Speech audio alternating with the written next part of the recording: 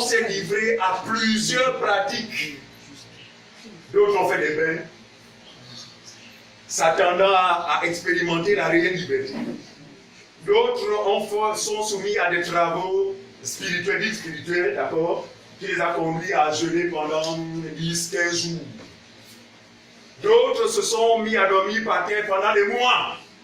En fait, tout ce que l'homme essaie de faire vise un seul but, la liberté ou encore la délivrance. La réelle liberté. Mais ce que les gens ignorent, c'est que la réelle liberté ne viendra jamais, ça rassurez-vous, ne viendra jamais de tout ce que l'homme pouvait mettre en place pour pouvoir l'expérimenter. Je veux que nous sachions ce soir, ou encore ce matin, que la liberté dont a parlé le Seigneur, parce qu'il a dit que si le Fils vous a franchi, vous serez réellement. Donc la liberté est une réalité. Mais combien l'ont expérimenté? En fait, les gens ne l'expérimentent pas, non pas qu'ils ne veulent pas l'expérimenter, mais c'est parce qu'ils n'ont pas la connaissance. C'est la connaissance qui donne à l'homme de découvrir le moyen très simple que Dieu a mis à la disposition des humains afin qu'ils expérimentent la réelle liberté. Je pense que s'il fallait faire un test, qui parmi nous l'a déjà expérimenté, les mots vont se lever parce que, en effet, cela peut être justifié par quoi? Par la parole de la vérité que chacun de nous a entendue, que chacun de nous a cru. C'est cette liberté qui nous a rendus réellement libres. Il y a une liberté et une réelle liberté. L'homme a besoin de la réelle liberté. Et celle-ci passe par quoi? Par la connaissance de la vérité. Ce que Jésus a dit. Vous connaîtrez la vérité. C'est elle qui est censée nous rendre libres. Ce ne sont pas les mains. Ce ne sont pas les impositions des mains. Ce ne sont pas, c'est pas moi, toutes les pratiques entre les huiles, les eaux, les savons, les œufs, toutes ces pratiques animistes qui malheureusement sont introduites dans les choses de Dieu, dites de Dieu. Les choses de Dieu, vraiment, n'ont rien à voir avec ces choses. Les choses de Dieu, c'est l'esprit et la vérité. Et nous pensons que ce matin, Dieu ne nous a pas semblé en vain. C'est parce que certainement, je dis bien certainement, il y a quelqu'un ou quelqu'un qui a besoin d'expérimenter la réelle liberté. Et ce matin, cette réelle liberté est possible si et seulement si nous croyons en la vérité de la parole. Amen. Amen. Nous voulons parler de la repentance. Ce matin, nous voulons parler de la véritable repentance. Pourquoi nous insistons sur le qualificatif véritable? Parce que ici et là, nous entendons parler de repentance. Et plusieurs parmi nous se sont livrés à toutes sortes ou à toutes formes de repentance. Mais le constat amer que nous avons fait, c'est que malgré ces choses, nous avions demeuré dans le péché sous la puissance de Dieu. Encore une fois de plus, certainement, nous n'avions pas eu la bonne information au sujet de la véritable repentance. Donc le thème, c'est la vraie repentance. Alors, par le passé, on nous a fait croire que se repentir, c'est avoir un entretien. Ici, je parle de ceux que moi-même j'ai expérimenté. Je ne parle pas de vous. Parce que, après 20 ans dans le milieu religieux, plus précisément dans les églises de réveil, je suis mieux placé pour parler de ces choses. Voilà. Et à peine, je l'engage à Dieu, il y a à peine 4 ans que je me suis converti au Seigneur. Ça va choquer, mais je sais de quoi je parle. Amen. Je dis, pendant 20 ans, j'ai été dans les églises de réveil. Chantre, musicien, chantre gospel, zélé dans les choses des églises. Pour moi, je servais Dieu. Pour moi, je croyais servir Dieu. Mais il y a à peine 4 ans que les yeux se sont ouverts. Et c'est alors que je m'aperçois que je n'étais jamais converti au Seigneur. En fait, j'étais converti au système humain, là, ces organisations. Là. L'église, la Ganga, l'église, la grande puissance, l'église, la porte ouverte, l'église, la porte du ciel. En fait, c'est les histoires des hommes, là, que les hommes ont créées, là. Ce sont des choses qui n'ont rien à voir avec Dieu. Pourquoi? Parce que l'église est une entité purement spirituelle. Ne fait partie de l'église que toutes ces personnes que le Seigneur lui-même, suivez-moi bien, appelle par le moyen de son évangile. Il dit, mes brebis entendront ma voix. Ne, ça pas être une voix humaine. Ce n'est pas une voix humaine. Mais c'est la voix de l'évangile qui trouvera la foi chez ceux-là qui l'entendront. Et nous sommes de ceux à qui Dieu a fait la grâce d'entendre cette voix. Et nous nous rendons compte que nous sommes élevés des brebis du Seigneur. Pourquoi? Parce que nous avons suivi cette voix. Cette voix fait sortir les hommes des organisations humaines. Cette voix fait sortir les hommes et les femmes des religions. Parce qu'avant que cette voix ne retentisse, le langage que nous connaissons, le classique, c'est quoi? Moi, je suis catholique. Moi, je suis alliance chrétienne depuis ma naissance. Moi, je suis des assemblées de Dieu. Moi, je suis né dans arrêter de souffrir. Moi. Quand vous entendez quelqu'un parler comme ça, c'est que la personne n'a pas encore entendu la voix. Parce que la voix de Dieu est censée t'affranchir de ce joug qui est celui des hommes. La Bible dit, il dit, ne soyez pas esclaves des hommes. Il dit quoi? Vous avez été rachetés à grand prix, c'est ça? Ne soyez pas esclaves des hommes. Ces milieux-là aussi, vrai qu'ils sont humains, sans le savoir, les gens sont esclaves des hommes. Les gens servent les hommes. Mais au nom de Dieu, faute de connaissance. C'est pourquoi Dieu ne s'est pas trompé lorsqu'il dit mon peuple est détruit faute de connaissance. Mon peuple se retrouve en enfer pour une seule raison, l'ignorance. Mais grâce à Dieu, je grandis à Dieu parce que en envoyant Jésus, c'est Jésus qui vient apporter la connaissance, la lumière. Vous avez dit que je suis le chemin, la vérité et la vie. C'est-à-dire qu'en dehors de Jésus, il n'y a pas de vérité. Il faut qu'il soit prêt pour les uns et les autres. Non, il existe des vérités scientifiques, gloire à Dieu, d'accord? Mais ces vérités ne pourront jamais égaler la vérité qu'est Jésus. Amen. Parce que les vérités scientifiques sont éphémères. Les vérités scientifiques concernent les choses de cette vie. Or, la vérité, frère, concerne les choses du royaume. Donc, les choses éternelles. C'est celle dont nous avons besoin vraiment dans chacune de nos vies. Chacun de nous a besoin de ces choses, la vérité. Alors, on nous a dit que la repentance est, après avoir fait la confession classique que nous connaissons dans les églises, parce qu'eux, ils ont une manière à eux de convertir les gens au Seigneur, à leur Seigneur. Voilà. Et donc une confession est faite, Seigneur Jésus, fermez vos yeux, je t'accepte dans ma vie comme sauveur et Seigneur, sois le maître de ma vie au nom de Jésus, Amen. Et puis des acclamations. Oh, gloire à Dieu, lorsqu'une seule âme se répand, c'est tout le ciel qui est en joie. Je parle de ceux que moi-même j'ai vécu, je ne parle pas de vous, hein. Je parle de moi-même.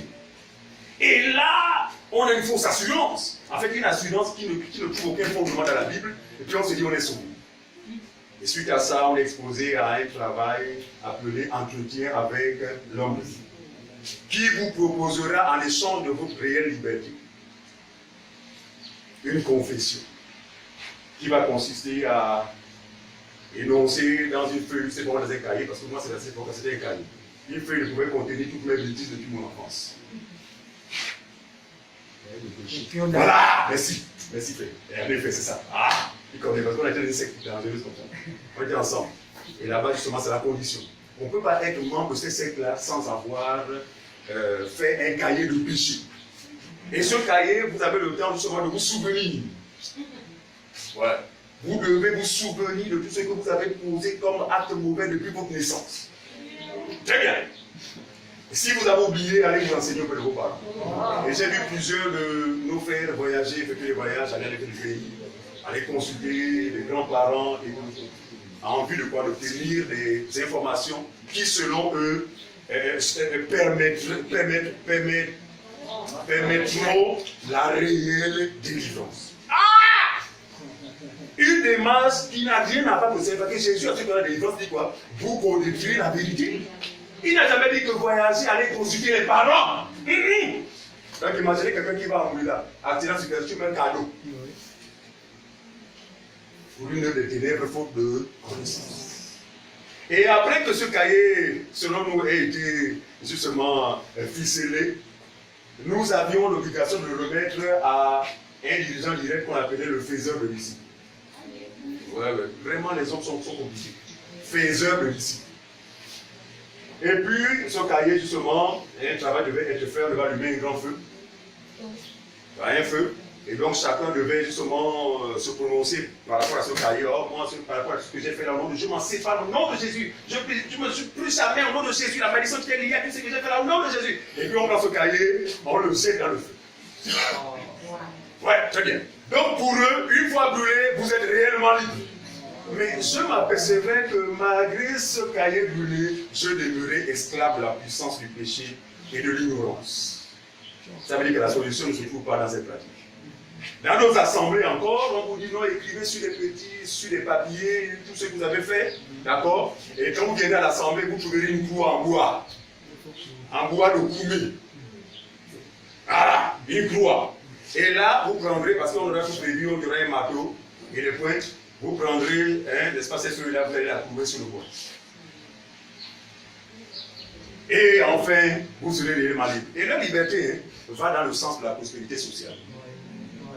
Donc celui qui jusque-là en fait avait du mal à trouver du travail, grâce à cette carte de clouer son PC sur le koumé, et la personne pouvait rêver vraiment prospérer. Parce qu'ils vont dans les assemblées, non pas pour les intérêts des choses de Dieu, mais ils y vont pour des intérêts purement charnels. Satisfaire le besoin de la chair. Celui qui n'est pas marié, je vais à l'église parce que là-bas, celui qui ne travaille pas, je vais là-bas parce que là-bas, celui qui n'a jamais voyagé, parce que pour certains c'est un complexe de n'avoir jamais pris l'avion. Donc tout est grâce. Moi je n'ai jamais pris l'avion. Ça vous sort? Jamais. Mais ça ne m'enlève rien de ce que je suis réellement par rapport à Christ. C'est parce que je comprends. Mais si Dieu permet qu'avant ma mort, je prenne l'avion, on Dieu. Mais pour moi, ce n'est pas un complexe. Mais quand ça devient un complexe pour vous, vous êtes prêts à tout. Et une fois dans l'avion, selfie, Facebook. Oh la gloire de Dieu. C'est terrible. D'où vient cette mentalité? C'est la qualité de l'évangile qui leur a été présente. C'est un faux évangile. Parce que, en réalité, ne voyage pas seulement celui qui est en Christ. Bon, les Jésus-Chrétiens voyagent mieux que nous, plus que nous tous les jours. Ils sont toujours ce qu'on dit entre les avions. Je dis de ces personnes. En première classe. En première classe, en fait. Alors que nous, là, c'est même si la liste, ça n'a pas de guerre. Notre seul but, c'est quoi? C'est d'arriver là où il est. D'accord? C'est vrai qu'il faut arriver, mais il faut s'assurer des conditions de voyage. Vous comprenez ça?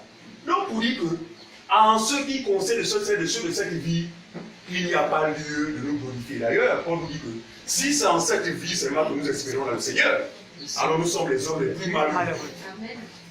C'est que nous n'avons rien, absolument rien. Non, notre héritage n'est pas matériel, sûrement bien. Parce que la promesse de l'héritage a été faite au patriarche, à l'exemple d'Abraham. Toutes les familles de la terre seront bénies en toi.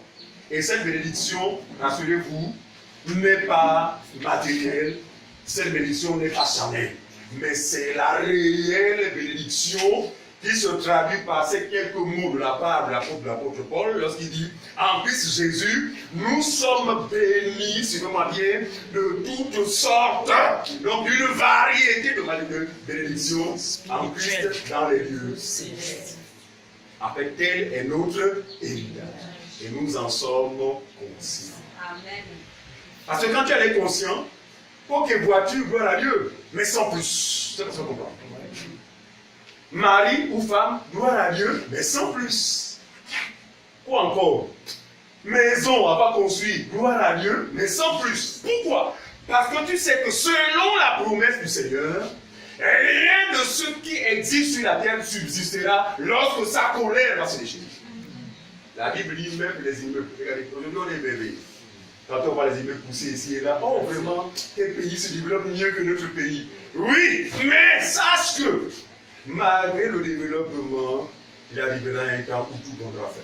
La Bible dit, il ne restera pierre sur pierre le soir. Donc celui qui a cette connaissance, même quand il investit sachant ces choses. Ah. Parce qu'aujourd'hui, quelqu'un qui n'a pas d'enfant, il va te construire une maison comme ça. Il y a problème. Une maison comme ça. tu n'as pas d'enfant, tu n'as pas de mari. Pour chercher quoi? Tout ça, c'est pour qu'on dise. Il a le moyen. La gloire du monde. Pour rechercher la gloire de la part des hommes. Alors, ce que nous ignorions justement dans cette démarche de recherchant la réelle liberté ou la réelle délivrance, ce que nous ignorons, c'est que ce n'est pas la solution que Dieu nous propose pour être réellement libre. À ce qui me concerne, il y a à peine quelques années que j'ai eu la grâce de découvrir la clé ou encore la solution, et depuis là, je vous assure, j'expérimente la réelle liberté. Regardez, non, nous vivons des situations compliquées, mais je peux vous dire que mes soucis, en fait, ces soucis ne sont plus les miens. En fait, il y a une telle confiance en celui qui m'a appelé, que quelles que soient les circonstances, j'ai l'assurance que même quand ce qui ne me plaira pas arrivera, Dieu sait pourquoi. Ça veut dire qu'il sait pourquoi, il y a quelque chose de meilleur pour moi. Et dans ces situations, j'apprends à rendre grâce à Dieu. Seigneur, je te rends grâce. Combien le font? Après avoir mûri un projet, et que plus comment ce projet, beaucoup se trouvent mal à l'hôpital. Oh, la tension est montée. Oh, AVC. Pourquoi? Parce que tu es un monnaie, tu t'affectionnes aux choses de la vie. Le croyant, c'est celui qui peut avoir des possessions, gloire à Dieu, mais son affection est beaucoup plus tournée vers les choses d'en haut. Parce que pour lui, ce sont elles qui sont véritables. Amen. Alors, écoutons, lisons la plupart de ce que Paul va dire pour décourager toutes ces personnes-là qui étaient dans cette démarche humaine, pour chercher la réelle liberté à travers les travaux spirituels, à travers toutes formes de pratiques. Alors, lisons la plupart de ce que Paul va dire en ce qui concerne la chair dans laquelle chacun de nous habite. Parce que nous habitons une maison qu'on appelle la chair. Une maison que nous sommes appelés à laisser un jour. Pourquoi? Parce que c'est une maison qui n'est pas digne d'accéder là-bas. À cause de quoi? À cause du caractère corruptible. N'est-ce pas? Ok. Prenons Romains chapitre 7. On va lire Romains chapitre, on va lire le verset 14 au verset 25. Quelqu'un qui lit très vite va lire pour que nous gagnions en temps. Je lis la parole de Dieu. Juste pour dénoncer la fausseté qui est entretenue dans les églises au sujet de la repentance. Que, en fait, il faut confesser, forcément, tout est péché. C'est grâce à cette confession qu'il est possible d'être réellement libre. Il n'en est rien. Romains chapitre 7, le verset 14 à 25. Je lis la parole de Dieu dans le livre de Romains, dans son chapitre 7, au verset 14 à 25, c'est la page 1139. Pour ceux qui ont l'édition du second, nous savons en effet que la loi est spirituelle, mais moi je suis charnel, vendu au péché. Comprenez ça? Il dit, nous savons en effet que la loi, elle est de l'esprit, mais moi, Paul, c'est Paul qui parle, Paul, apôtre du Seigneur. Quand il parle de moi, il ne parle pas de lui-même selon l'homme intérieur, mais il parle de la maison dans laquelle il habite. Il faut bien comprendre. Le corps de Paul n'était pas différent du vôtre et du mien. Pourquoi? Parce que Paul aussi est né d'un père humain comme vous et moi. Enfin, à moins que vous soyez des frères d'Élix. À moins que quelqu'un me dise ce matin que non, moi je ne suis pas né comme vous, moi je suis tombé du ciel. Mais ce que je vois, c'est que chacun de nous est issu d'un père et d'une mère. Par conséquent, aussi vrai que ça a été le même cas pour l'apôtre Paul, donc la nature charnelle de Paul était la même que nous portons aujourd'hui. On y va faire. Nous savons en effet que la loi est spirituelle. Oui. Mais moi je suis charnel, vendu au péché, car je ne sais pas ce que je fais. Oh. Qui parle fait? Qui parle? Il dit car je ne sais pas ce que je fais. Oh, comment peut-tu pas dire que tu ne sais pas ce que je fais? En fait, Paul ici se sent comme prisonnier de la condition dans laquelle tout homme est. Parce que nous sommes dans un corps vendu au péché. Pour bien souligner, ça devait l'écrire. Le corps charnel est vendu au péché. Par conséquent, il n'héritera pas le royaume de Dieu. C'est pourquoi il termine là-bas sous terre. C'est pourquoi lorsqu'on meurt, la destination de ce de maison là, c'est quoi? C'est sous terre. Ensuite, fait. Comprenons. Car je ne sais pas ce que je fais. Oui. Je ne fais point ce que je veux. Ah, je ne fais point ce que je veux. Continue. Et je fais ce que je hais. Curieusement, je fais ce que je déteste. Ça veut dire que par rapport à la chair, Paul n'est pas maître à 100% d'elle. il ne la maîtrise pas. Ça veut dire que la puissance de la chair est plus forte que lui. Quand il parle de lui, c'est l'homme intérieur. Voilà. Il faut dissocier la tente dans laquelle nous habitons et nous-mêmes. Amen. L'intérêt de Dieu en nous, c'est nous. Amen. Amen. On continue. Verset 16. Oui. Or, si je fais ce que je ne veux pas, je reconnais par là que la loi est bonne. Ah. Et maintenant, Et plus moi qui le fais, mais c'est le péché qui habite en moi. Ah. Paul a su dissocier. Je dis quoi? La puissance qui agit dans la tente, qu'est son corps, et lui-même. Il dit que si c'est le cas, ce n'est plus moi, mais je reconnais que c'est le péché qui habite en moi, donc dans ma chair. Il faut bien comprendre ça. Parce que dans ces travaux spirituels-là, il vous donne l'impression qu'après ces travaux, plus jamais vous n'allez commettre de péché. Ce qui est un mensonge grossier. Sinon, Jésus n'aurait pas jugé utile de venir. C'est un chalon. Seigneur, si tu comptais nos fautes qui vivent. Il faut que nous comprenions ces choses. Parce que l'évangile est censé ouvrir les yeux pour que nous comprenions ces choses, de telle sorte que nous renoncions à nous-mêmes pour placer notre totale confiance à la personne de Jésus. Quel est le but de l'évangile? On continue. Verset 18. 18. Ce qui est bon, je le sais, n'habite pas en moi. Ah, il le connaît. C'est-à-dire dans ma chair. Ah, mais c'est ça. Il précise. Ce qui est bon, je le connais, n'habite pas en moi. Il ne parle pas de son homme intérieur. Parce que alors que Paul écrit ces choses, Paul est un homme racheté, un homme justifié. Donc l'homme intérieur, lui, pour lui, il était saint. Mais le saint habite dans une tente vendue. Voilà, une tente politique. On continue. Ce qui est bon, je le sais, n'habite pas en moi. Oui. C'est-à-dire dans ma chair. Oui. J'ai la volonté, mais non le pouvoir de faire le bien. Je veux pourtant arrêter de faire comme ça, mais je me refous toujours. Et souvent, quand c'est comme ça, le faux conducteur vous culpabilise en disant que non, en fait, c'est parce que tu t'es pas bien repenti. Menteur. Lui-même, si vous vérifiez, il est dans la même condition. À moins qu'il ait un corps en tôle ou en fer. Regardez, ce qui a poussé le Seigneur Jésus à traiter les pharisiens d'hypocrites, c'est ça? Malheur à vous, les pharisiens hypocrites. Parce que Jésus connaissait que, aussi vrai qu'ils sont dans ce corps-là, ils ne peuvent être justes. Mais eux, ils cherchaient, ils montraient aux hommes qu'ils étaient justes au point de condamner les autres, même à la mort. Et aujourd'hui encore, nous avons cette catégorie de pharisiens modernes, des faux frères, des faux conducteurs. Voilà, incapables d'apporter la vérité qui a franchi. Parce que cette connaissance vous donnera de renoncer à la chair, mais de vivre selon l'esprit. C'est là le sens même de marcher selon l'esprit. Et vous n'accomplirez pas la chair. Il faut bien comprendre ça. On comprend. Alors, hypocrisie, en fait. On ne peut pas pourrir. Vas-y, fais. Nous sommes toujours dans Romains chapitre 7, Oui. cette fois-ci au verset 19. 19. Car je ne fais pas le bien que je veux. Ah, il le connaît. Je ne fais pas le bien que je veux. C'est Paul qui parle. Paul est rempli de l'esprit. Serviteur de Dieu, ministre de la parole. Mais il reconnaît que, il arrive parfois que je ne sois incapable de maîtriser la condition qui est la mienne. Continue, faire. Car je ne fais pas ce que je veux. Oui. Et je fais le mal que je ne veux pas. Continue. Et si je fais ce que je ne veux pas, ce n'est plus moi qui le fais, c'est le péché qui habite en moi. Je trouve donc en moi cette loi. Donc, Paul est en train de faire la part des choses entre l'attente et lui-même. Le vrai croyant, c'est que nous, ce n'est pas l'attente. Parce que Paul nous exhorte souvent dans les Corinthiens 5 qui dit que ne vous regardez plus désormais les faits selon la chair, mais regardez-les désormais selon l'esprit.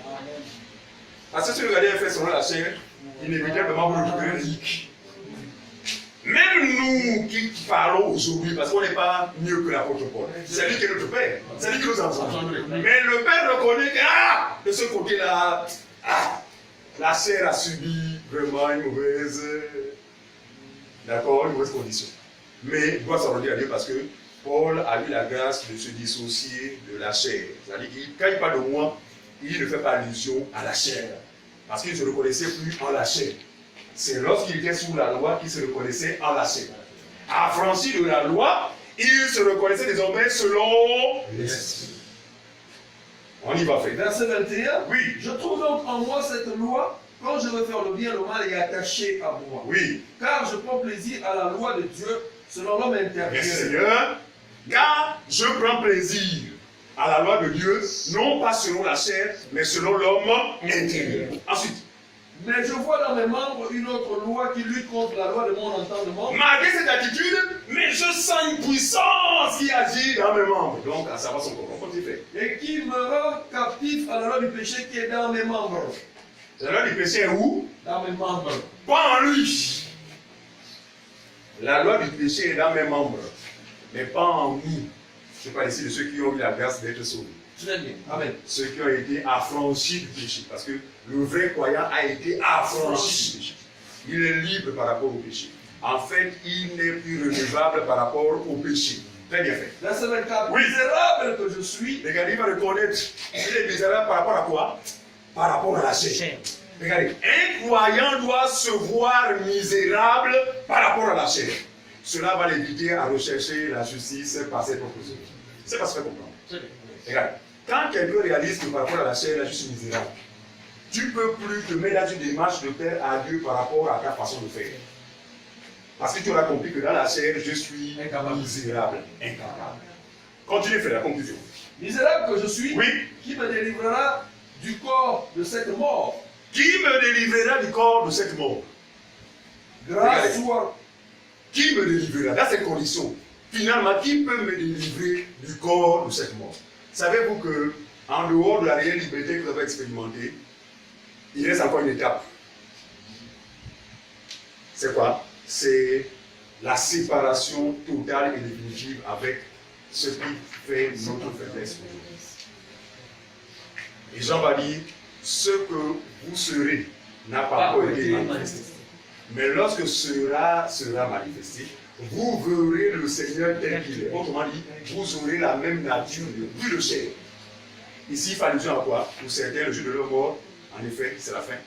Pour d'autres, le jour de l'enlèvement. Quand on va être enlevé, la chair va rester. Mais c'est nous qui allons continuer à vivre.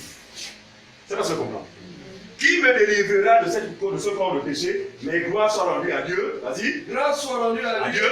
Par Jésus-Christ notre Sauveur. Par Jésus-Christ notre Sauveur. Ainsi donc moi-même, je suis par l'entendement esclave de la loi de Dieu et je suis par la chair esclave de la loi du péché. Très bien. Donc, des deux côtés, on est esclave. Selon Dieu, esclave de la loi de Dieu. Selon la chair, esclave de la loi du péché et de la mort. Regardez. Tout cela, parce que dans les églises, je parle d'églises en général, les églises des hommes, hein, tu n'aimes pas même donner le qualificatif église à ces gens-là. Parce que j'ai la connaissance de ce qu'on appelle l'église. L'église, c'est le corps glorieux. L'église, c'est le corps incorruptible. L'église, c'est la colonne et l'appui de la vérité. Mais ils ont pris notre nom pour le coller à leur bâtiment. Mais il n'en est rien.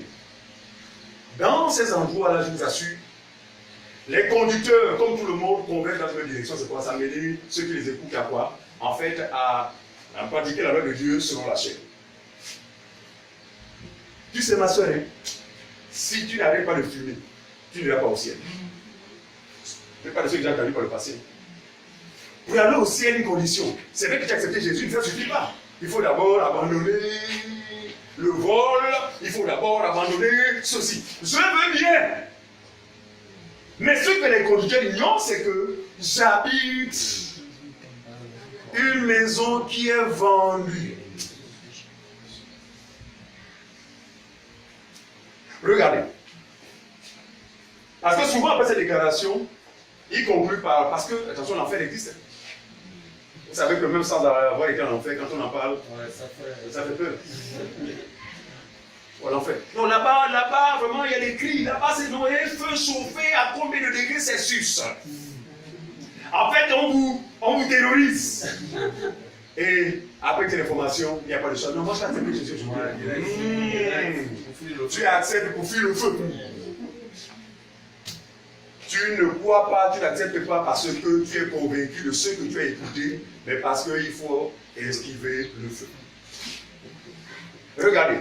Et au sortir de là, on va se mettre dans une démarche qui essaie de veiller sur soi-même. Ne se sanctifier. Donc, ne plus pécher. Au point où on se retrouve même en famille, alors qu'on sollicite votre intervention, Ah, pardon, je ne vais pas te parler, je ne vais pas réfléchir. Je parle de moi, pas vous. Bon, pardon, vous, avant que tu dises, je ne vais pas presser au. En fait, ils font de vous un fils de la gêne. En fait, un petit pharisien semblable à eux. Vous allez mener une vie chrétienne en Christ, mais vous serez de véritables hypocrites.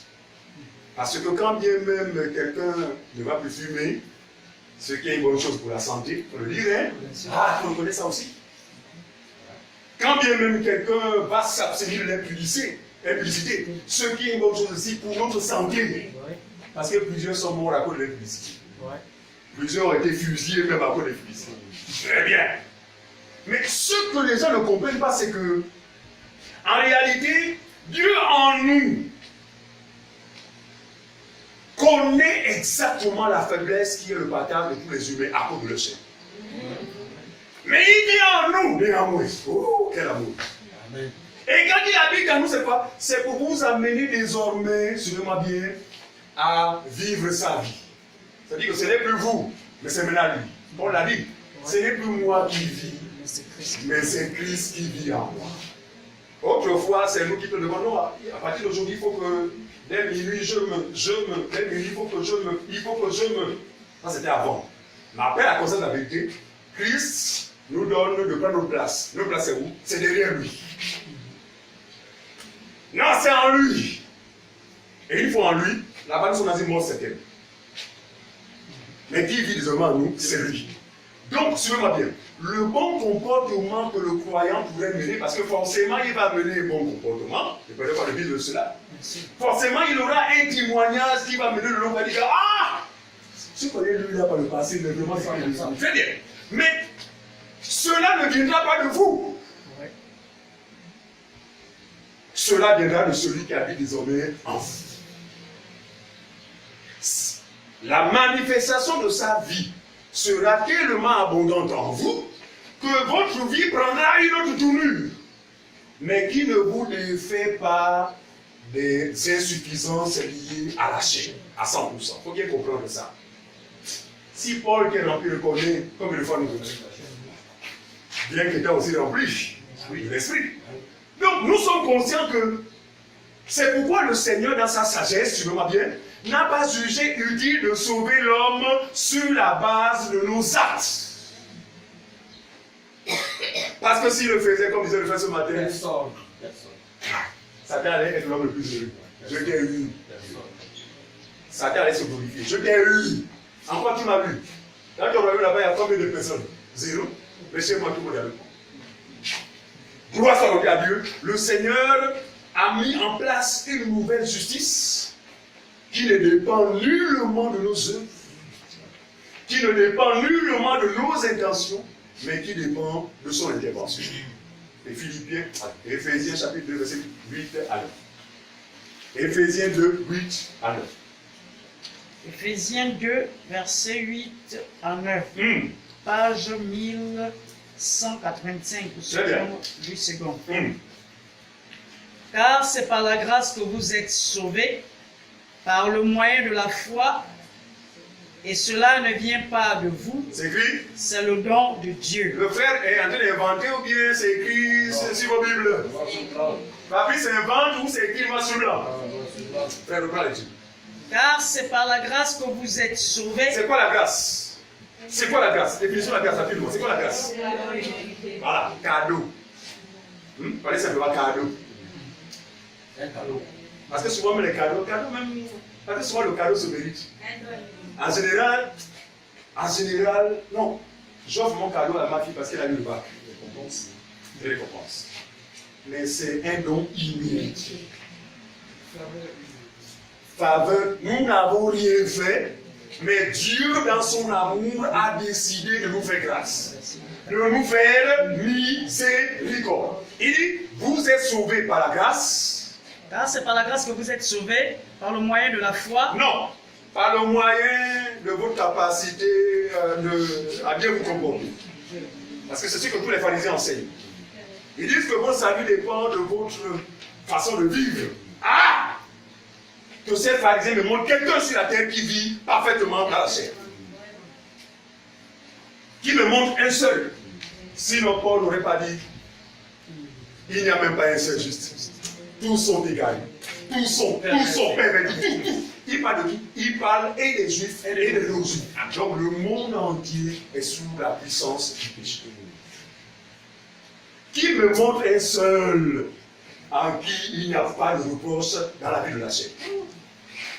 Continue, frère. Car c'est par la grâce que vous êtes sauvés par le moyen de la foi. Très bien. Donc le moyen c'est quoi? C'est la foi. Et la foi en qui? La foi en celui que Dieu a envoyé. En fait, c'est Jésus qui est venu pour se faire justice à notre place. C'est-à-dire que c'est lui qui est devenu justice, si vous m'appelez, c'est lui, pas nous. Parce que personne d'entre nous ne peut être juste. Non, soyons réalistes. C'est pourquoi lui, il est devenu, afin que quiconque croit en lui, la justice qu'il est devenue, lui soit imputée gratuitement. C'est pourquoi Paul va dire, tous ont péché et sont privés de la gloire de Dieu. Ils ne s'arrêtent pas là. Mais ils sont gratuitement. Oh Seigneur. L'évangile véritable est censé nous donner cette bonne information. Oh Seigneur. Donc finalement, c'est un cadeau que tu es venu nous offrir. D'où la bonne nouvelle.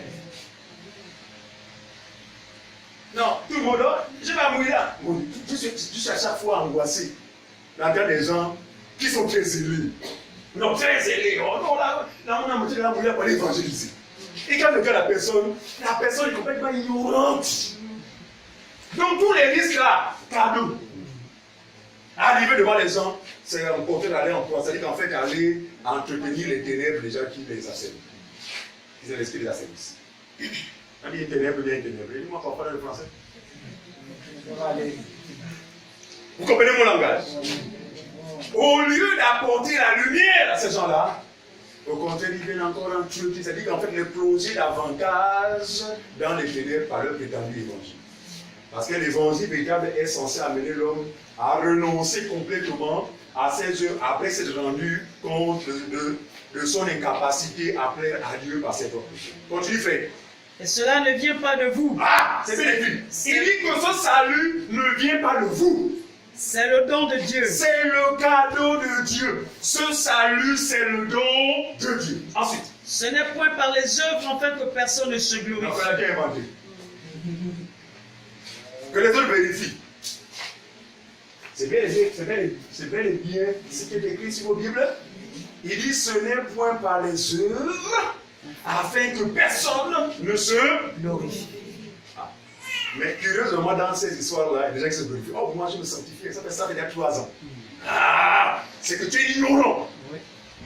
Parce que dans ta sanctification, tu n'es pas capable d'obéir aux principes de la loi. Pour les anciens, ils sont suffisamment instruits là-dessus. Parce qu'il y a des chrétiens sont chrétiens qui ne connaissent même pas la différence qu'il y a entre la loi et la grâce. Ils mélangent tout. Sous la loi, Dieu dit à l'homme, pour que tu sois juste devant moi, il faut que tu travailles de façon à ce que tu sois capable d'observer mes commandements. Au nombre de combien? Pas 10. Parce que tous les ignorants connaissent marqué 10. Ça dit comment devant Moïse? Fort! 10 commandements et 603 ordonnances. Dieu dit que ce n'est que dans cette condition, il dit que si tu es capable d'observer l'ensemble de ces lois et ces ordonnances, dès lors, tu obtiens la justice. Mais attention, tout en veillant à ne violer un seul d'entre eux. Parce que celui qui violait un seul commandement devenait coupable de toute la loi. C'est bien beau, nous encourageons ceux qui s'abstiennent de l'ivrognerie. Nous nous encourageons parce qu'il est bien pour nous, pour notre santé, que nous abstenions de ces choses. D'accord? Mais aucune pensée, enfin disons, nous ne serons jamais traversés par une pensée telle que ça, c'est grâce à ma bonne conduite que mon salut est assuré. Pourquoi? Parce que nous aurons déjà eu la bonne information comment en fait, si nous sommes sauvés, pas d'abord par rapport aux œuvres, parce que Dieu nous a fait grâce. Ce n'est point par les œuvres afin que personne ne se glorifie. C'est ce qui est écrit. Alors, parler de repentance, Jean-Baptiste est le premier qui va venir sur la terre. Jean-Baptiste, dans Matthieu chapitre 3, va être suscité au milieu du peuple d'Israël. Alors, à qui Dieu donnera un message? C'est celui de dire aux Juifs de venir vers lui, de se repentir, de se faire baptiser afin d'obtenir le pardon de leurs péchés. Matthieu chapitre 3, on y va. Le verset 5 à 12, rapidement, celui qui lit très vite, qui lit. Matthieu 3, verset 5 à 12. Matthieu chapitre 3, Voilà. verset 5. Nous parlons maintenant de la vraie repentance. 920. Donc, suivez, s'il vous plaît, retenez que tout ce qu'on a fait comme ça, déjà repentance, là, il y en a qui sont trouvés à peu près dans un espèce de. Comment on appelle ça? Très bien. Voilà. Et dans ce contexte-là, ça dit que le peuple lui-même, il est commissionné par les autorités. Parce que les autorités recherchent un assassin. En allant te confier au prêtre là, il va te faire ça, non, pas de problème. Va dans la paix. Mais après avoir pris toutes les coordonnées, il habite à Ponam, voilà. Tout ça supplie de voir la police judiciaire devant ta porte. Est-ce que vous comprenez ça? Donc on s'est livré à toutes sortes de pratiques faute de connaissances. Mais nous, le cas, ça dit parce que la vérité, frère, elle est venue dans le monde afin de clairer tous ceux qui vivaient dans les ténèbres, dont nous autres.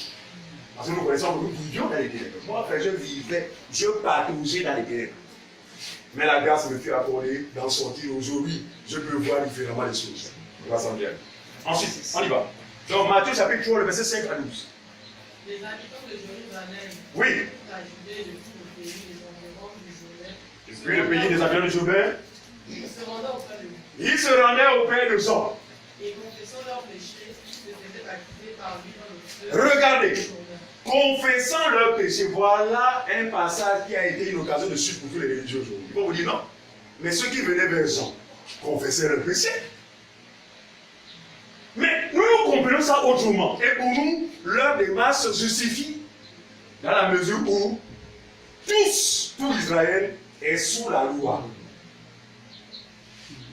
Et quiconque est sous la loi en est un transgresseur. Donc c'est normal qu'ils viennent pourquoi? Parce que, en effet, à cause de la loi, ils étaient forcément des pécheurs. Ce n'est pas étonnant qu'ils confessent leurs péchés.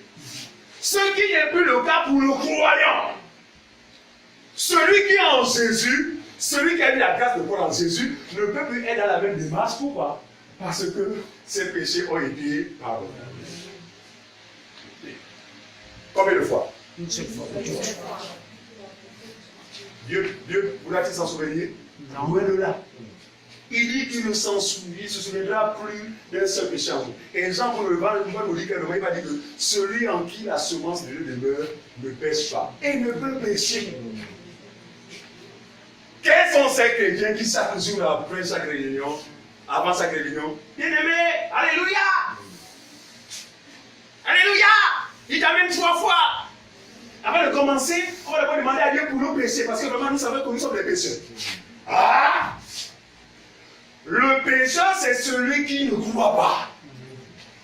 Et ainsi, sans le savoir, il s'auto-déclare pécheur. Mais sans savoir qu'aucun pécheur n'a d'héritage de la vie éternelle. Mais ils le sont. Justifié par quoi? Le fait qu'ils soient sous la loi. Ça dit que leur vie chrétienne, ça fonctionne de leur comportement. Oh, les règles, il faut que sans ça, je ne pourrais pas. Il faut, voilà. Ça, c'est l'influence de la loi sur les humains. Le vrai croyant ne voit en lui aucun péché. Pourquoi? Parce qu'il a cru non seulement au sacrifice unique, parfait, inégalable, efficace, accompli par notre Seigneur sur la croix. Est-il un malheureux lorsqu'il affirme qu'il est accompli? Et là on va dire non, Seigneur, tout est accompli, mais. Oui, frère, Dieu le connaît, c'est écrit. Mais dès que vous introduisez mais, vous êtes en train de manifester votre incrédulité. Et lorsqu'on est incrédule, il n'y a pas de salut. Il a dit, celui qui croira sera sauvé. Mais celui qui ne croira pas sera condamné. Dès que le maître est introduit, c'est dangereux. Or, le vrai croyant, lui, frère, il sait qu'il est saint. Non pas par ses propres œuvres, il faut qu'on soit clair là-dessus. Parce que si on ramène chacun par rapport à nos œuvres, là, mon ami, à moins d'être hypocrite, chacun va se reconnaître. Ah, frère, je le connais même depuis le matin, là, et je pensais un peu comme ça. Depuis le matin, là, je sais pas comment piquer un crayon là-bas avant de travailler. Mais Dieu est tellement bon, il sait que non, il n'est pas possible pour ces gens-là, la chair là, non, c'est possible parce qu'elle est vendue. Mais mon esprit en eux les conduit là.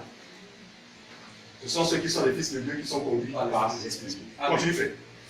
Qui disait? Les croyants venir à son baptême, Les pharisiens? Oui. Il leur dit. Il leur dit. Race de vipère, Oh. vous a appris à fuir en Ah, Jean-Baptiste est impoli. Jean-Baptiste est impoli, il insulte les gens comme ça. C'était un prophète. Il n'insultait personne. Vous savez que l'esprit de prophétie ou en l'esprit de prophète, le Saint-Esprit dans ces gens-là, c'était toujours l'esprit de la vérité. Donc en fait, il n'était pas d'insulter, mais il dit la vérité. Race de vipère. Quand il parle de vipère, il fait allusion à Satan, qui lui-même est le grand serpent. Le serpent ancien. Autrement dit, fils du diable. En quoi était-il le fils du diable? Parce qu'ils étaient sous la loi. Qu'est-ce qui fait de la particularité de faire d'être sous la loi? Parce que sous la loi, nous sommes les pécheurs. Et un pécheur, c'est le fils du diable. Jean le dit. Celui qui pêche est du diable. Donc on dit, race de vipère. Qui vous a appris à fuir la colère à venir? Ça veut dire quoi? Il y a une colère qui s'amène. Nous, l'église, on est conscient de ça. C'est pourquoi je disais tout à l'heure que même quand on investit avec cette pensée. Sachant que, qu'on le veuille ou non, nous aurons investi en vain. Maintenant, je ne dis pas que les construisez plus haut. On a des petits enfants construisés. Comprenez mon langage, hein? Voilà. Là, je parlais de comme Jésus a dit aux pharisiens. Il dira, travaillez non pour la nourriture qui périt, mais pour ceux qui subsistent sur sa vie éternelle. Pour eux, non, mais il est plus bizarre. Donc il dit, mais il faut même plus travailler. Il n'a jamais dit ça. Vous dites que c'est vrai pour travailler, mais il a libéré un temps où le fruit de votre travail sera détruit. Par contre, investissez-vous beaucoup plus pour les choses éternelles et incorruptibles. Donc, race de vipère qui vous a appris à fuir la colère à venir. On continue. Produisez donc du fruit digne de la repentance. Il faut comprendre que le message de Jean-Baptiste avait un seul but. Amener les Juifs à se repentir. Suivez-moi bien. Se repentir de quoi? Par leurs actes. Parce qu'eux aussi vivaient dans la même scène que nous. Parce que cette mauvaise compréhension fera que vous serez éternellement dans des repentances continues de tous les jours. Parce que vous n'aurez pas compris que, en réalité, vous ne pourrez jamais être irréprochable dans ce corps. Nous les pardons répétés. Pensez-moi pardon, pensez-moi pardon. Mais attendez, même à votre voisin ou à votre parent, à qui vous demanderez pardon une fois, deux fois, trois fois, quatre fois. La sixième fois, qu'est-ce que tu feras? C'est merveilleux. Finalement, tu fais exprès. Finalement, tu fais exprès. La nature est là pour nous enseigner. Même si nous les humains, quand tu demandes pardon une fois, le fait tout pour ne plus commettre la même erreur qu'il y a de ton péché. À ce moment-là, même ça me disposer parce qu'il prendra au sérieux ta repentance. Ah, moi je dis pardon. La même gaffe. Ah, c'est là comment tu manges encore comment? Oh, mais toi si tu abuses là. Il va parler comme ça. Mais la quatrième fois, c'est une chiffre que je prends. La quatrième fois, c'est une chiffre. Qui sera l'expression de quoi? Il y en a marre. J'en ai marre de toi. Tous les jours que les mêmes repentances. Ainsi est Dieu. Dieu ne pouvant pas nous amener à ce terrain-là, il a préféré nous pardonner qu'il va faire prophétique. Amen. Ça choque. Ça choque. Voilà, très bien. Prenons Hébreu. Hébreu 10, 10. Rapidement. Quelqu'un dit, rapidement. Pour étayer, parce que c'est que ça fait. Ah, tu me dis que. La parole a quelque chose à dire. Et pour nous n'avons rien à dire. Hébreu 10. Hébreu chapitre 10, au verset 10, c'est la page 1224. Très bien. Voilà la folie de la foi. En fait, voilà la folie de l'évangile. Paul va dire que l'évangile est une folie pour ceux qui périssent, puissance de Dieu pour le salut de quiconque croit. Nous on croit, c'est dans les fous. Amen. On y va après. Hébreu chapitre 10, oui. 10e verset. Oui. C'est en vertu de cette volonté que nous sommes sanctifiés par l'offrande du corps de Jésus-Christ une fois pour toutes. C'est écrit comme ça. Hein? C'est en vertu de l'offrande de Jésus, dans son sacrifice, que quiconque voit est sanctifié par cette offrande. Combien de fois? Une fois pour toutes. Le verset 14. Verset 14 d'Hébreux. Toujours Hébreux chapitre 10. On y va. Car par une seule offrande, Oh, il a amené à la perfection pour toujours ceux qui sont mon sanctifiés. Dieu Seigneur Jésus. Amen. De quel péché nous parle-t-on pour les croyants? À moins qu'on n'ait jamais cru. Mais nous sommes d'accord que celui qui n'a pas cru, c'est un péché. Il meurt dans cet état, mon ami, sans escale, comme ils disent. Que mauvais. D'accord? Mais regardez, mais c'est ce qui caractérise la bonne nouvelle du royaume de Dieu. En fait, ça vient nous résumer. Oh Seigneur, tu as donc fait ça pour moi. Ah, oui, j'ai fait ça pour toi. Non pas à cause de tes œuvres, mais par amour pour toi. Dieu a tellement aimé l'homme qu'il a donné son Fils Jésus, afin que quiconque croit en lui ne périsse point.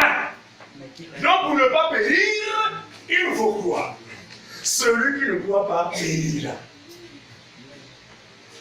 Mais ça devient un slogan des églises. Jean 3,16, Jésus a été le monde, il comprend rien. C'est le même qui, après avoir cité ce passage, préfère appeler Seigneur, je m'en pardonne pour mes péchés. Ignorant, incrédule. Ta place est dans le feu de l'enfer. Parce que l'enfer sera justement rempli de toutes ces personnes qui n'auront commis qu'un seul péché, c'est celui de l'incrédulité. Non, personne n'ira en enfer parce que tu auras commis adultère. Tu commets adultère, le mari de la dame va te fusiller. Tu mourras. Vous comprenez ça? Vous mourrez. Mais si vous êtes été sauvé, si vous avez été sauvé, là, vous êtes sauvé. Non, Dieu vous avait déjà sauvé. Maintenant, en allant commettre adultère, c'est à vos risques et périls. C'est pourquoi Dieu va parler de quoi? Il va parler du péché qui mène à la mort et du péché qui ne mène point à la mort. Jésus lui est venu mourir pour le péché celui qui mène à la mort. Ça, on est conscient. Mais celui qui ne mène pas à la mort, là, chacun est responsable de ses actes. Va fumer le sang, tu deviens fou. C'est ton affaire. C'est pas ça qu'on comprend. Voilà. Voilà. Va voir le kobodo, mon ami, tu as le salaire du kobodo. L'ouvrier mérite son salaire. Vous comprenez ça? Donc, nous, on a été épargnés de la mort éternelle par la foi en Jésus qui nous accorde la vie éternelle gratuitement. Le chrétien ne sera pas sauvé, mais le chrétien est sauvé. Parce que la question, mon frère, est-ce que si vraiment tu penses que tu es sauvé? Ah, mon frère, là, Dieu seul le sait. Mon ami, tu es ignorant. Le vrai croyant, c'est avec assurance. Non, je sais que, non, à tout moment. Parce que la grâce m'a été accordée de le connaître maintenant. Donc si jamais je meurs et à la mort sur le partage de tous les hommes, rien ne me surprendra. Mais mon assurance, c'est que j'ai reçu de mon vivant la vie éternelle gratuitement. C'est pas ce qu'on comprend. Ok, continue frère. Matthieu Toujours Matthieu. On dit 5 à 12. Donc, race de vipère qui vous a appris à fuir la colère à venir, vous lisez donc le fruit digne de la repentance. Ensuite, ne vous dites pas. Et ne prétendez pas dire en vous-même, Oui. nous avons Abraham pour père. Quand Et il déclare que ce qui ainsi, Dieu peut susciter les enfants d'Abraham. très bien, regardez. Il dit ne prétendez pas à dire en vous-même, nous avons pour père Abraham. Biologiquement, Abraham était le père des Juifs. D'accord? Mais Abraham dit que sur ce critère-là, moi Dieu, moi Jésus, je suis capable de faire des cailloux des enfants d'Abraham. Autrement dit, votre affiliation avec Abraham n'a rien à voir avec l'affiliation que je recherche entre vous et Abraham par rapport aux promesses de Dieu. Ils étaient affiliés à Abraham selon la chair, mais ils n'étaient pas selon l'esprit. Selon l'esprit, c'est quoi? C'est Abraham qui a cru. Or, eux, ils sont fils d'Abraham, mais ils ne croient pas. Et Jésus a leur dit, si Abraham était votre père, mais vous aurez accompli le d'Abraham, pourquoi vous ne croyez pas en moi? C'est qu'Abraham n'est pas votre père. Donc il y a Abraham, père selon la chair, et Abraham paie selon l'esprit. Nous aujourd'hui, mien est pour nous, je ne sais pas moi, Nigériens, si nous avons cru, bien aimé la grâce, c'est que nous devenons les fils et les filles d'Abraham. Amen. Qu'est-ce qui nous unit à Abraham? Qu'est-ce qui nous unit à Abraham? La foi. Parce qu'il est le père De la foi.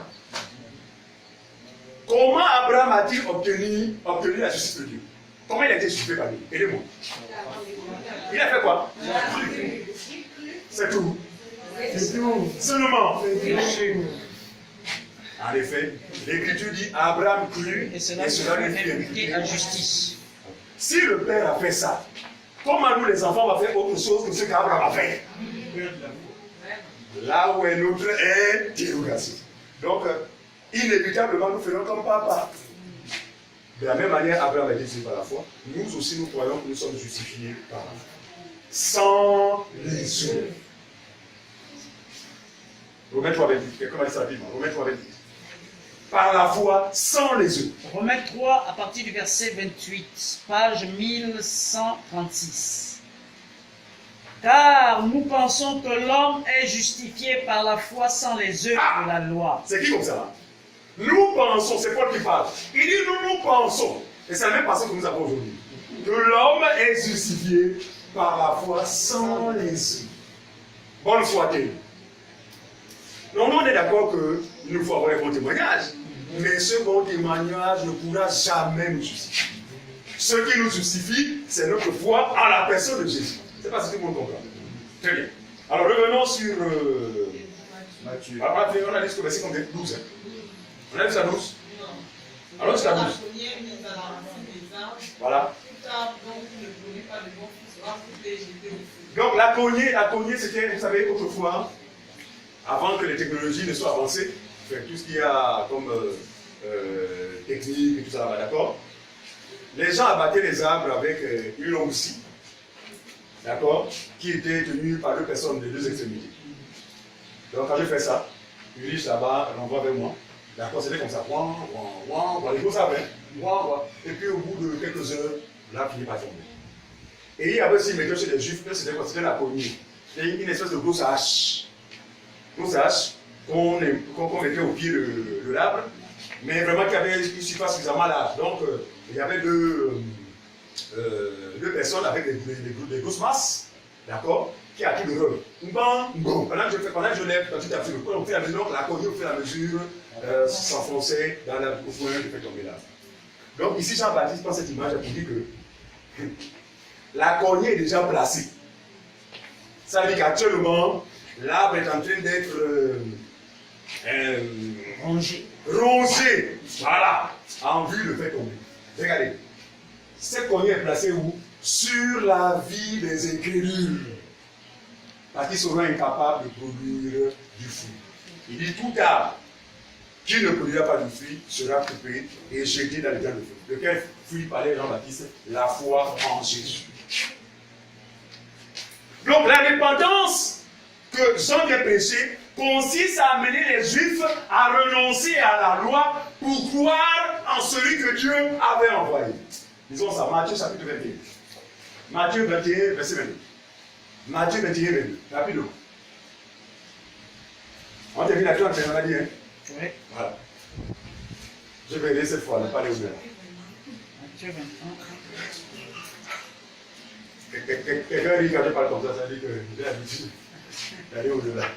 Moi, c'était violence. Matthieu 21, 32. On y va. 32. Matthieu 21, 32. Quelqu'un lit rapidement. Matthieu chapitre 21, verset 32. Oui. Car Jean est venu. Pardon. D'abord, Acte chapitre 4. Acte chapitre 19, verset 4. Autant pour moi. On reviendra bientôt dans Matthieu. Gardez le doigt. Donc, Acte 19, verset 4. Acte 19, verset 4. Oui. Alors Paul dit, Jean a baptisé du baptême de repentance. Jean a baptisé du baptême de la repentance. Disons au peuple de croire en celui qui venait après lui. Donc le but, suivez-moi bien, le but du baptême de Jean, ce n'est pas dire qu'on venait confesser vos péchés pour être pardonné. Confesser vos péchés comme ça. Mais le but du message ou du baptême de Jean, c'était pour que le peuple renonce à la loi pour croire en celui que Dieu avait envoyé. C'est-à-dire, Reprends cette partie, verset 4.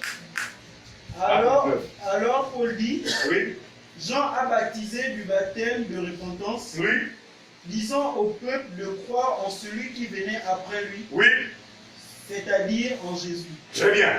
Ce qu'il écrit, maintenant la référence, Matthieu chapitre, Matthieu chapitre juste pour révéler justement le but du message ou du baptême de Jean.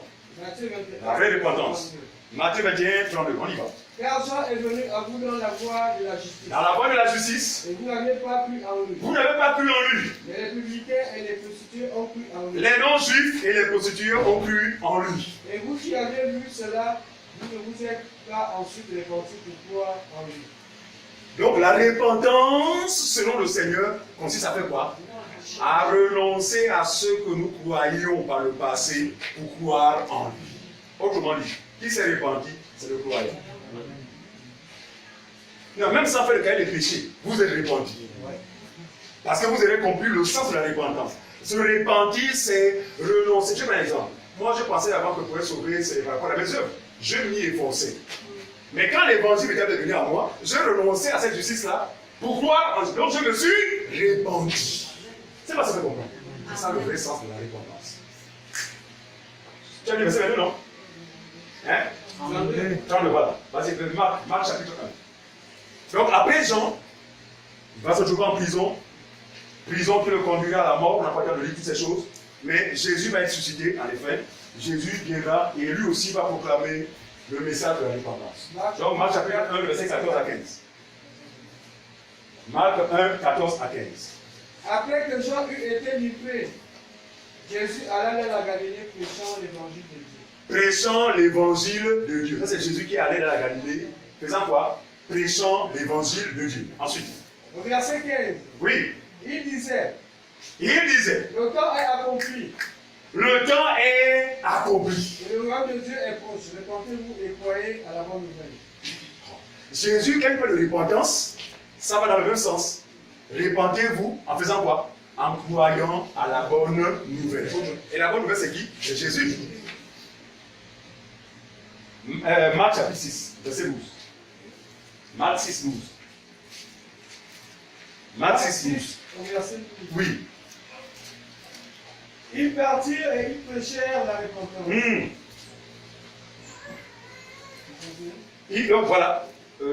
Donc voilà, ils partirent. Donc Jésus aussi, à son tour, avant d'envoyer ses disciples, ils partirent et prêchèrent la repentance. Donc il faut que ce soit bien clair pour les uns et les autres. La repentance consiste à quoi? Un petit texte, répondez à cette question, afin de nous assurer que vous nous suivez.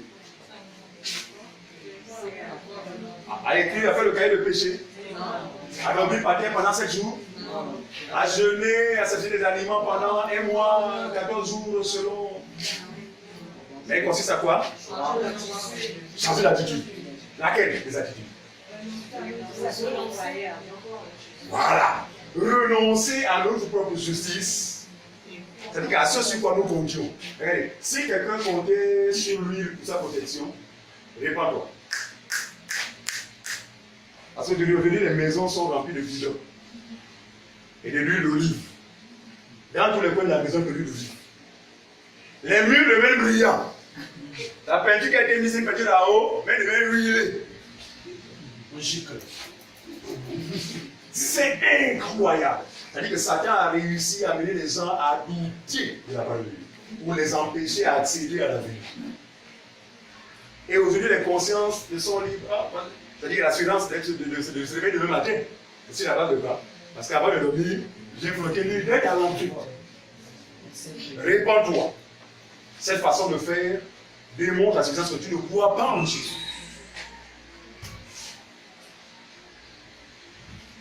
Beaucoup pour se marier. Mon ami, c'est devenu maintenant comme des filles de fer. Je suis jeune. Je suis jeune. Très bien. Pourquoi? Parce qu'on lui a dit que le jeune a un pouvoir d'ouvrir les portes. Ah, méprisant ainsi l'œuvre de Jésus. Ah bon, c'est ton jeune. Là, tu sais, ça te glorifier sur la base de tes propositions. renonce à cela, en ce moment, tu vas être quelqu'un qui se serait repenti. Regardez, répentons-nous. L'évangile de lorsqu'il est présenté, on en arrive là. On demande ou encore on présente l'importance de se repentir. En expliquant aux gens que se repentir, c'est dire, j'ai un film. Je n'avais pour seul appui que même le qui. Maintenant, l'évangile que vous apportez me dit que oh non, bien que ce soit un film, je dois renoncer à même le qui. Maintenant, je vais marcher comment? Mon frère, si tu crois, tu verras la gloire. Et vous venez que malgré votre infirmité, en renonçant à ça, vous tenez ferme. Oh, mais pourtant, j'avais l'habitude. Non! Parce que tu as pris. C'est parce que tu comprends. Donc, je ne dis pas maintenant par l'article de se débarrasser de ces liquides. Parce que c'est ce qui se passe dans l'église des hommes là. Hein? Le type pour sa propre gloire, il a reçu le titre de liquide. Alors, sous les folies, les émotions, en fait, parce qu'il y a une. En fait, non, un bon psychologue peut vous démontrer à suffisance ce qui est à l'origine de ces histoires-là. C'est des faux miracles. C'est des miracles mensongers. Pourquoi? Parce que c'est des miracles qui n'ont pas pour appui la vérité. Et ce n'est pas étonnant parce que celui que nous attendons, qui devient dans le monde, la Bible dit, sa venue dans le monde se fera par des signes et des miracles mensongers. Mais avant sa venue, la Bible dit que dans le monde, il y a déjà plusieurs antéchrists. Donc, qui, eux, dans leur démarche, sont en train de préparer les consciences à ce que va faire l'homme impie. D'où la fête des miracles. Mensongers. Je dis bien, tous sont mensongers. Parce que le même monsieur, si vous le suivez, celui qui a dit oh, je suis guéri. Suivez ce monsieur, jouez à la maison, une semaine après, vous le jouerez. Il serait allé, il serait envoyé ses parents, récupérer ses béquilles sur le monsieur. Mais nous ne disons pas que Dieu ne fait pas de miracles. Il faut lever ses équivoques. Non. Nous ne disons pas qu'il n'y a pas de miracles dans le Seigneur. Mais la différence, c'est des vrais miracles. Quand quelqu'un est guéri, c'est pour toujours. Amen. Parce que quand on parle comme comme si on croyait comme miracle, non. Jésus a dit, je vous donne. Mais c'est à nous, les croyants. Voilà, c'est nous qui disons. Donc pour nous, on n'est même pas étonnés. Regardez, depuis qu'on s'assemble, depuis plus de 4 ans, pour les anciens, à quel moment vous envoyez l'église, vous allez témoigner. Maman Simone, va témoigner, parce que tu ne voyais pas avant. Là, tu vas maintenant, parce que tu vas témoigner. Mais quand tu vas témoigner, il faut citer le nom de notre église. Il faut dire que c'est grâce à la main de Papa Bernardin. Des bêtises. Parce que Papa Bernardin, lui, en envoyant Maman Sissi, lui, c'est quoi? C'est-à-dire qu'après ce témoignage, il y aura des ignorants qui les ont. C'est la part. Et quand ils vont venir, le but de rechercher sera atteint. Je vous assure, ne nous lèverons pas. Ces histoires-là, le but, c'est l'argent. 2 Pierre chapitre 2, verset 1 à 3. 2 Pierre chapitre 2, verset 1 à 3. Découvrons cela rapidement. Non, et donc nos parents, c'est pour ça que je dis grâce à Dieu, quand maman aussi, nous prions pour nos parents. Je vous assure, nous pleurons jour et nuit devant nos parents être manipulés par les individus. Ça fait mal, mais nous n'avons pas le pouvoir, si ce n'est l'évangile, seul qui a le pouvoir de sortir de ces histoires. 2 Pierre chapitre 2, à partir du verset 1 à 4. Oui. Il y a eu parmi le peuple de faux prophètes. Autrefois, il y a eu parmi le peuple des faux prophètes. Et il y aura de même parmi vous des faux docteurs. C'est ce que nous vivons, n'est-ce pas, non? Ces gens-là, il a dit que même leur nom n'ont plus de valeur. C'est vrai que docteur apôtre, prophète des nations, archibishop d'Afrique. Voilà l'esprit de l'Antéchrist. Ils n'ont plus de nom. Non, ils n'ont plus de nom, de prénom, c'est maintenant qu'ils les disent là. C'est dommage. Voilà. Les appeler même frères. C'est le péché le plus. Mais ils vont vous reprendre. Non, je ne suis pas ton frère. Je suis le bishop. C'est grave. Que Dieu nous ouvre les yeux. C'est la vérité seule qui ouvre les yeux. On y va faire. Il y aura des faux docteurs. Oui. Qui s'introduiront des sectes pernicieuses. Ils introduiront des sectes pernicieuses. Et qui régnant le maître qui les a rachetés, attireront sur eux une ruine soudaine. Plusieurs les suivront dans leur dissolution. C'est qui comme ça? Plusieurs les suivront dans leur dissolution. Et la voix de la vérité sera calomniée à cause de... C'est à cause de, parfois, que nous aurons même mal vu, hormis la justice. Ah, pour l'église, un bout, c'est l'argent. Parce qu'aujourd'hui, les non-croyants sont même sont lucides. Ouais. Mieux lucides que ces gens-là. C'est-à-dire qu'ils savent que ça, c'est quelque chose de l'argent au nom de Jésus. Mais celui qui dit qu'il est chrétien, il voit, il dit non, c'est Dieu qui est là. C'est l'homme de Dieu, il est appelé. Un aveugle. Un aveugle, continue. Verset 3. Oui. Par cupidité, Or, ils trafiqueront de vous au moyen des paroles trompeuses. trompeuse. Par cupidité. Avant vous êtes là. Par l'amour de l'argent, ils trafiqueront de vous. Par quel moyen? Par le moyen d'un évangile renversé. Un évangile tronqué. C'est l'actualité, c'est ce que nous vivons. Mais seuls ceux qui ont la vraie parole les détecteront, quel que soit le titre. Voilà, les démantelleront. Ok. Je n'ai plus que quelques minutes, c'est dans les questions. Prenons Acte chapitre 17. Alors, Acte 17, 30. Acte 17, on va prendre à partir de verset 22. 22 à 30. C'est à la page 1221. Pour l'enseignement, nous ne devons pas pour pas décortiquer, voilà, nous pouvons en disant. C'est la page 821. Oui. Acte 17, 22 à 30, rapidement. Sans tenir compte des temps d'ignorance. Sans tenir compte des temps d'ignorance. Non. Acte 17, 22 à 30. Acte 17, 22, on Ouais. Ouais. Paul, debout au milieu de l'aéroport, Oui. dit, Dis. à maintenir, En maintenir. je vous trouve à tous égards extrêmement religieux. Continue faire. Car en parcourant votre ville Oui. et en considérant les objets de votre dévotion, Oui. j'ai même découvert un hôtel avec cette inscription Oui. à un Dieu inconnu. Oui. Ce que vous révérez sans le connaître, c'est ce que je vous annonce. Le Dieu qui a fait le monde et tout ce qui s'y trouve, étant le Seigneur du ciel et de la terre, n'habite point dans les temples faits de Médor. On continue. Il n'est pas servi par des mains humaines, Oui. comme s'il avait besoin de quoi que ce soit. Lui qui donne à tous la vie, la respiration et toutes les choses. Très bien. Toutes choses. Oui. Il a fait que tous les hommes sortis d'un seul sang Adam. habitant sur toute la surface de la terre, ayant établi la durée des temps et les bornes de leur demeure. Très bien. Il a voulu qu'ils cherchassent le Seigneur et qu'ils s'efforçassent de le trouver en tâtonnant, Oui. bien qu'il ne soit pas loin de chacun de nous. Très bien. Car en lui, nous avions la vie. Check quel verset, mon frère. Verset 8. Oui, on y va. Car en lui, nous avons la vie, Oui. le mouvement et l'être. Oui. C'est ce qu'ont dit aussi quelques-uns de vos poètes. De lui, nous sommes la race. Ainsi donc, étant la race de Dieu, nous ne devons pas croire que la divinité soit semblable à de l'or, à de l'argent ou à la pierre. Très bien. Sculptée par l'art et l'industrie de l'homme. Dieu, Voilà. Verset 30. sans Dieu. tenir compte des temps d'ignorance, Sans tenir compte des temps d'ignorance, parce que Dieu est conscient que les ténèbres ont régné sur la terre. Donc tous les humains étaient dans l'ignorance. Maintenant que la lumière a été envoyée, Dieu ne tient plus compte des temps d'ignorance. Cette lumière, c'est Jésus, c'est l'évangile.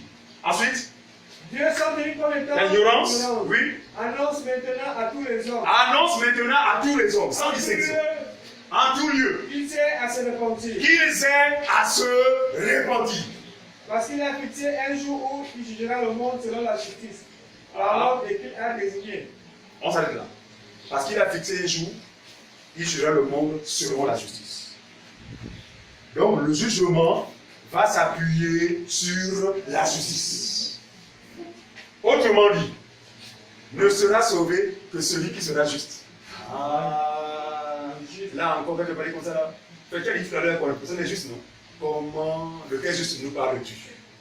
Ne sera sauvé que celui qui est juste. Ne seront condamnés tous ceux qui ne seront pas justes. De quelle justice parlons-nous?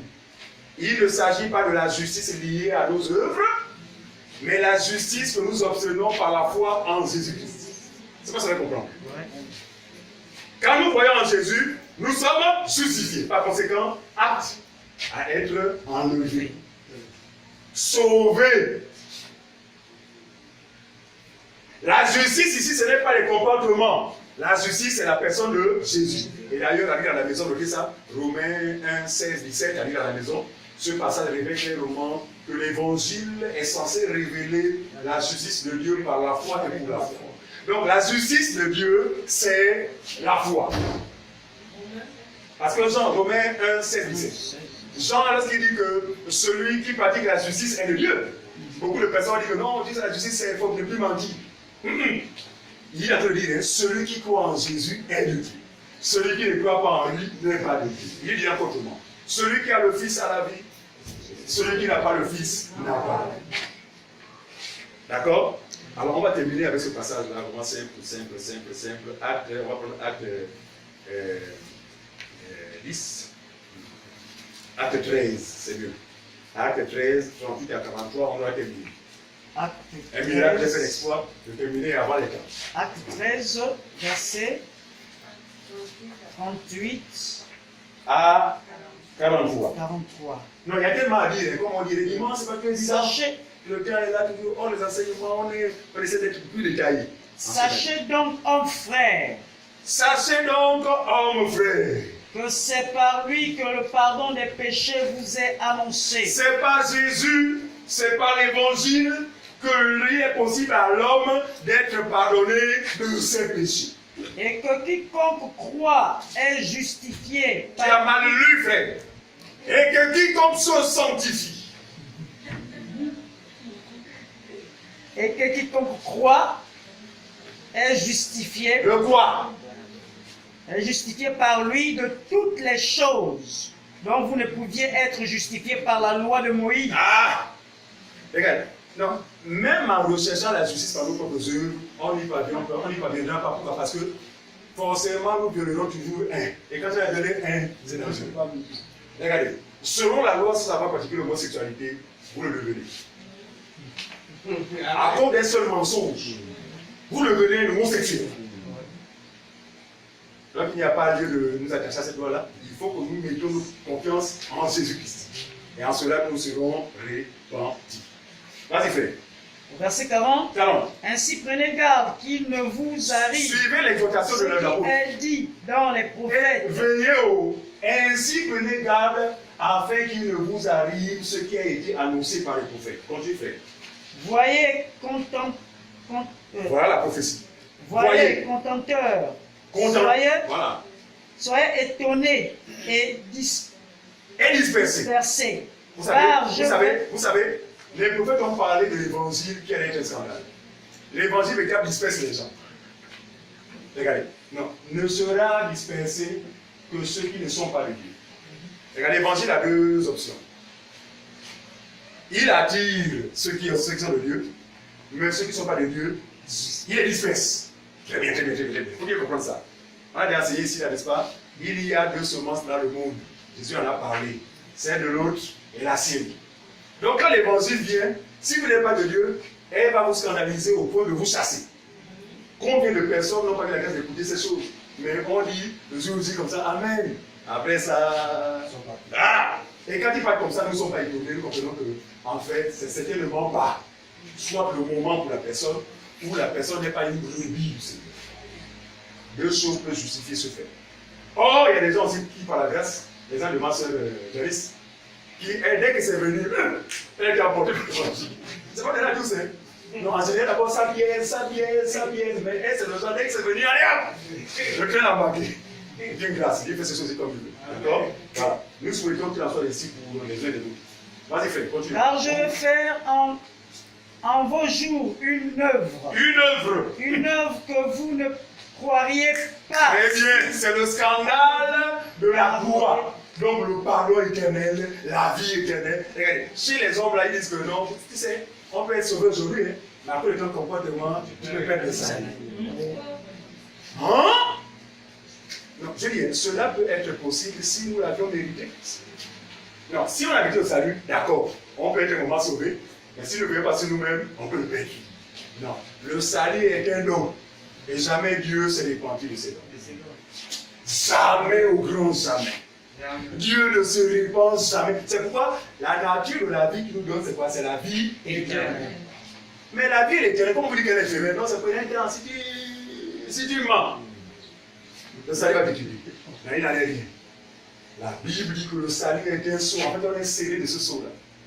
Fini, pour toujours. C'est une grâce. Celui qui l'a accompli fait déborde d'amour pour le Père. Celui qui a accompli nos marches avec le Père, vraiment dans cette lumière, qui est censé justement nous parfaire jour après jour.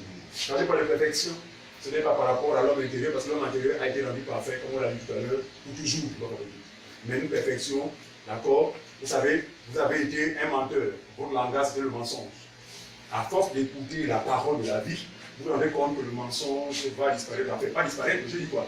Vous ne mentirez plus comme auparavant. En fait, ça, c'est l'impact de la vie de Dieu en vous.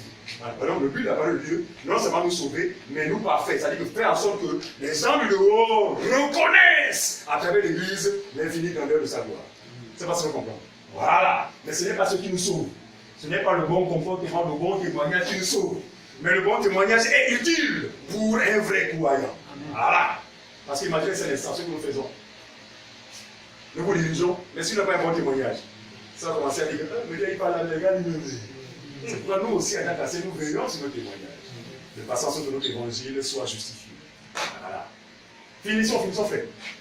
Une œuvre que vous ne croyez pas si on vous la raconte. Très bien. Vous ne croyez pas si on nous reprend pas la question.